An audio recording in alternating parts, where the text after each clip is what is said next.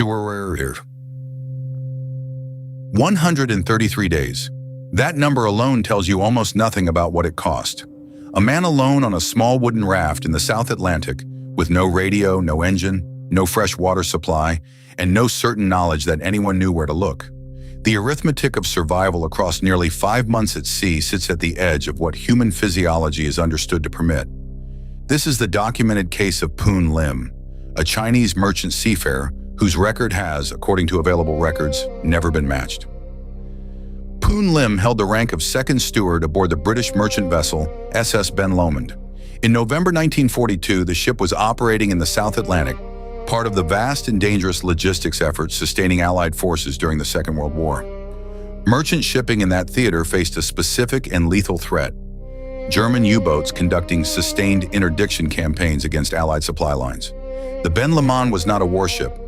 Poon Lim was not a soldier. His work was the maintenance and service of a cargo vessel crossing open ocean. On November 23, 1942, the Ben Lomond was torpedoed. The ship sank.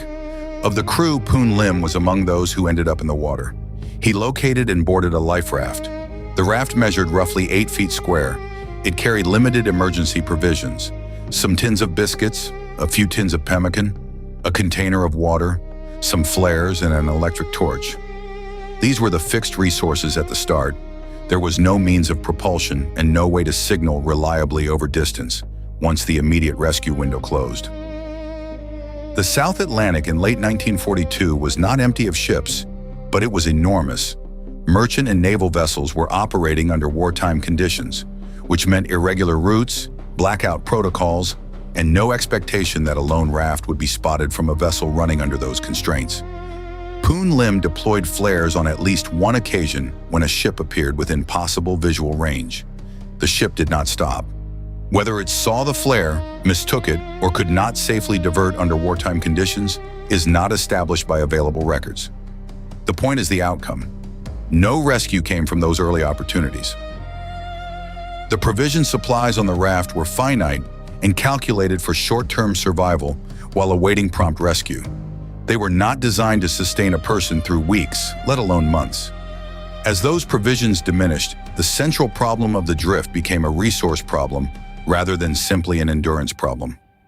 Poon Lim needed to produce food and water from the environment around him. The raft offered no mechanical means to do this.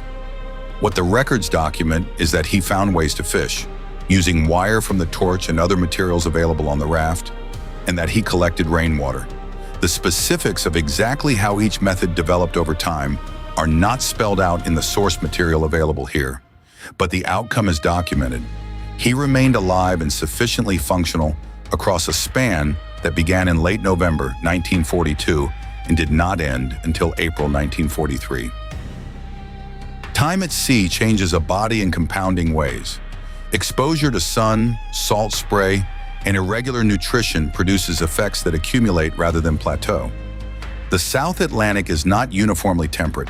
Squalls, swells, and direct equatorial sun exist within the same general region across different months.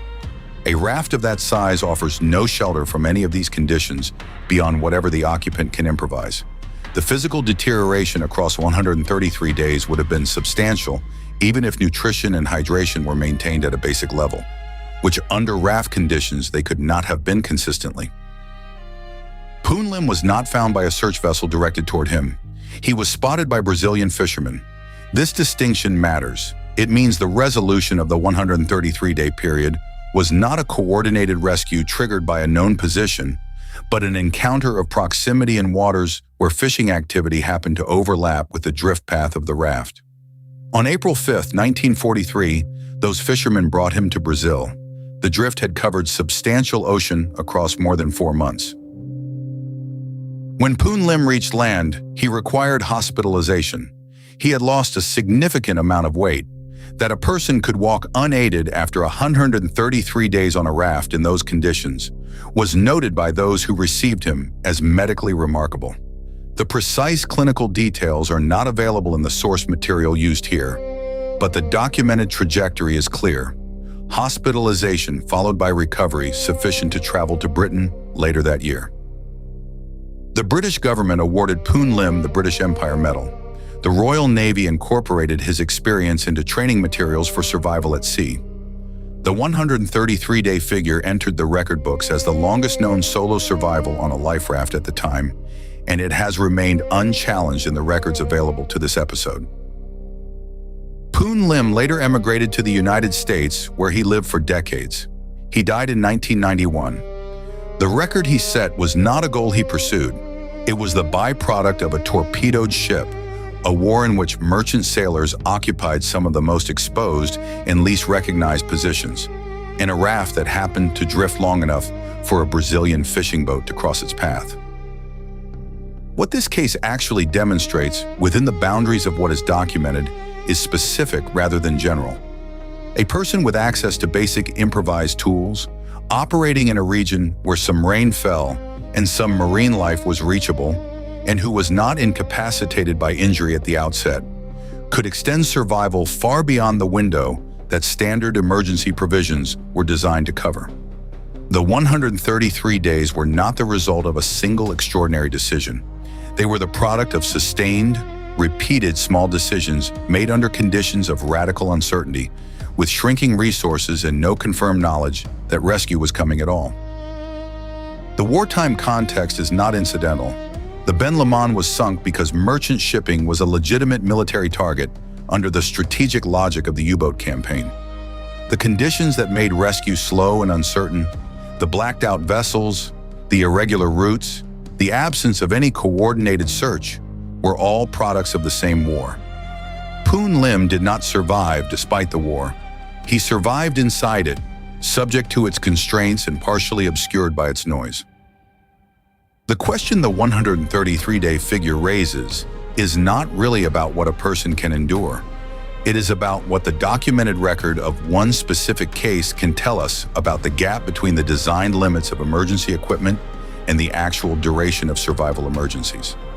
Standard life raft provisioning in 1942 assumed rescue within days.